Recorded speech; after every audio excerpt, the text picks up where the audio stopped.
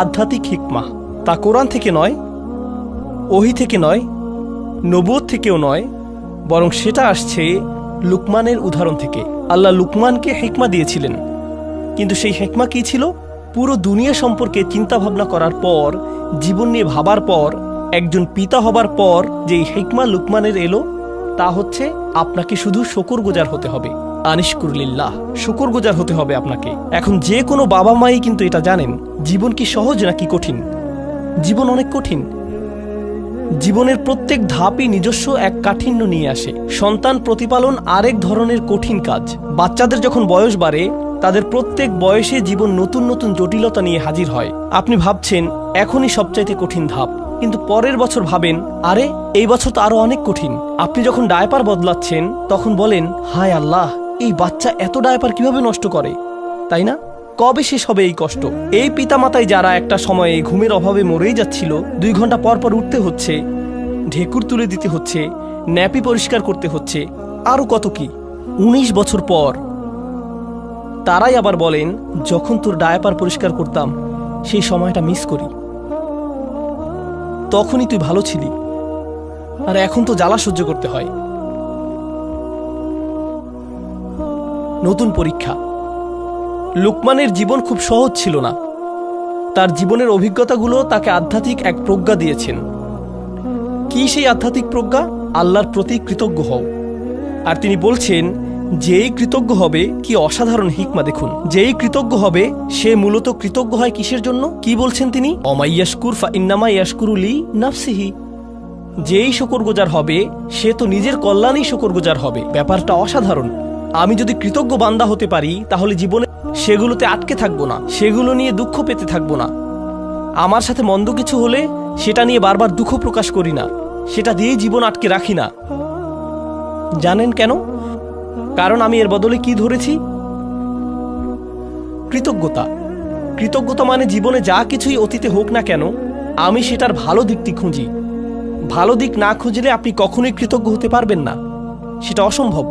আর এখন যেহেতু আপনি ভালো দিকটি দেখা শুরু করেছেন, জীবনে যা কিছুই মন্দ হোক না কেন, ভবিষ্যতের ব্যাপারে আপনার দৃষ্টিভঙ্গি কেমন হবে? ইতিবাচক, পজিটিভ। কিন্তু নিজের জীবনের অতীতে ফিরে তাকালে, পেছনে ফিরে তাকালে যদি কখনো ভাবেন কত ভয়ানক ঘটনা ঘটেছে, কত কষ্ট পেয়েছেন, অনেক কঠিন ছিল ঠিকই, কিন্তু যদি সেটা নিয়েই পড়ে থাকেন, তাহলে কি ধরনের মানসিকতা গড়ে উঠবে? আমার সাথে এত খারাপ হলো, আর তো জীবনে কখনোই ভালো কিছু হবে না। আমার সাথে শুধু খারাপই হয়, সারাক্ষণ আমি বিপদে পড়তে থাকি, শুধু আমার সাথেই কেন এমন হয়? মনোভাব এভাবেই বদলে যায়।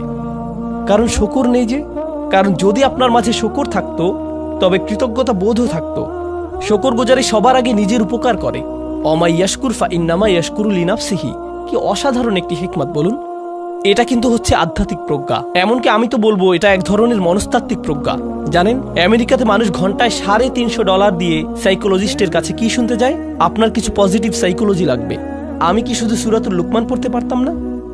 আরে এমন করলে তো আমার অনেক টাকাও বাঁচত, আবার অনেক সোয়াবও পেতাম, তাই না? আর তাই হিকমার এই প্রথম অংশটি হলো আমার অভিজ্ঞতা নিয়ে কিভাবে চিন্তা করব আর আল্লাহ সম্পর্কে কিভাবে ভাবব। হিকমার দ্বিতীয় অংশে চলে যাই তাড়াতাড়ি, এরপর আজকের সেশন শেষ। আজকের এটাই শেষ বিষয়। লুকমান রাদিয়াল্লাহু আনহু তার ছেলেদের বললেন, কোনো পাপ কাজই ছোট নয়, এমনকি সবচাইতে ছোট কাজও আল্লাহ বের করে আনবেন। কোনো পাপ কাজই ছোট নয়। আমি যেই মূল বিষয়টি বলতে চাচ্ছি তা হলো যে কোনো পাপ কাজই কি নয়, ছোট নয়, এমনকি মাইক্রোস্কোপিক লেভেলের কাজও নয়। এমনকি পাথরের ভেতরে থাকলেও আল্লাহ বের করে আনবেন। ইয়াতি বিহাল্লাহ। আল্লাহ খুবই সূক্ষ্ম, আল্লাহ খুবই সুনির্দিষ্টভাবে করেন। আপনার পাপ কাজকে কখনোই ছোট করে দেখবেন না। আর তাছাড়াও আরও যোগ করি, এর বিপরীতে আপনার কিসের ক্ষমতাকেও ছোট করে দেখবেন না? ভালো কাজের। এমন ভাববেন না যে আরে এসব করে কি বা হবে, ইনফ্লুয়েন্সার তো আর হতে পারলাম না, লাখ লাখ ভিউ তো আর পেলাম না। বুঝতে পারছেন? এই আয়াতগুলো নিজেই পড়াশোনা করে দেখুন না, এখানকার আয়াতগুলো দেখলেই বুঝবেন। তিনি তার ছেলেদেরকে বলছেন অন্যদের দিকে বাজেভাবে তাকাবে না, বিনয়ের সাথে চলাফেরা করো। তার পুত্রদেরকে বলছেন যে কোথাও যাবার সময়ে উদ্দেশ্য নিয়ে যেন যায়, উদ্দেশ্যহীন চলাফেরা যেন না হয়। অক্সিদ ফি মাশিক। আর তিনি তার ছেলেকে আওয়াজ নিচু করতে বলছেন, তার ক্রোধ নিয়ন্ত্রণ করতে শেখাচ্ছেন, ভদ্রতা শেখাচ্ছেন। তাই না? জীবনের উদ্দেশ্য শেখাচ্ছেন।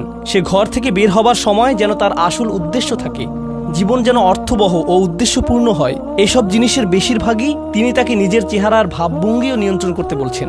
লা তুসাইর খদ্দাকা লিন্নাস, মানুষের দিকে গাল ফুলিয়ে তাকাবে না, মানুষের চেহারায় বিকৃত করবে না। বেশিরভাগ মানুষ কি মনে করে? এগুলো ছোট ব্যাপার নাকি বড় ব্যাপার? ছোট বিষয় মনে করে। হজ হলো বড় ব্যাপার, হারাম বিশাল ব্যাপার, বড় কোনো ইবাদত করলে সেটা বড় পুণ্যের কাজ হবে। কিন্তু অন্যের দিকে মন্দভাবে তাকানো, এটা তো ছোট্ট বিষয়, কিছুই না। আর এই যে প্রজ্ঞা, তার থেকে কি নিজের ছেলেদেরকে শিখিয়েছেন? সবচাইতে ক্ষুদ্র জিনিসকেও ছোট করে দেখো না। এরপর তিনি উদাহরণ দিলেন এমন সব কাজের, সেগুলো মানুষ ছোট মনে করে, কিন্তু আসলে সেগুলো বিশাল কিছু। আল্লাহর চোখে সেগুলো মূল্যবান। আপনি কিভাবে কথা বলেন, কিভাবে চলেন ফেরেন, আপনার মুখভঙ্গি কেমন, নিজের গলার স্বর কিভাবে ব্যবহার করেন, কি ভাষায় কথা বলেন সবার সাথে। ইন্না আনকারাল আসওয়াতি লাসাউতুল হামির। তিনি এই প্রজ্ঞা, এই আধ্যাত্মিক হিকমা শিখেছেন কিভাবে? কোনো ওহী থেকে কিন্তু তিনি এই হিকমা শিখেননি। এছাড়া মজার বিষয় হলো, অনেক মানুষ দেখবেন আপনারা, যারা নিজেরা মুসলিম না হলেও লুকমানের উপদেশ মেনে চলে। তারা অন্যদের সাথে সদয় ভদ্র ব্যবহার করে, তারা উদ্দেশ্যপূর্ণ, তাই না? অন্যদের ছোট করে দেখেন না, তারা অন্য কারো উপর গলার স্বর উঁচু করে না। তাদের সব গুণ আছে। এই গুণগুলো তারা কোত্থেকে পেয়েছে? মাঝে মাঝে হয়তো মনে হয় এদের তো ইমানই নেই, তবুও কিভাবে ইসলামিক মূল্যবোধ পেল তারা? কারণ হলো হিকমাহ, সার্বজনীন বিষয়। কারণ হিকমাহ হলো সার্বজনীন বিষয়। আল্লাহ যাকে চান তাকে এটা দিতে পারেন। তো এর সাথে আজকের সেশন আমরা শেষ করছি ইনশাআল্লাহ। বারাকাল্লাহু লি ওয়া লাকুম। আসসালামু আলাইকুম ওয়া রাহমাতুল্লাহি তাআলা ওয়া বারাকাতুহু।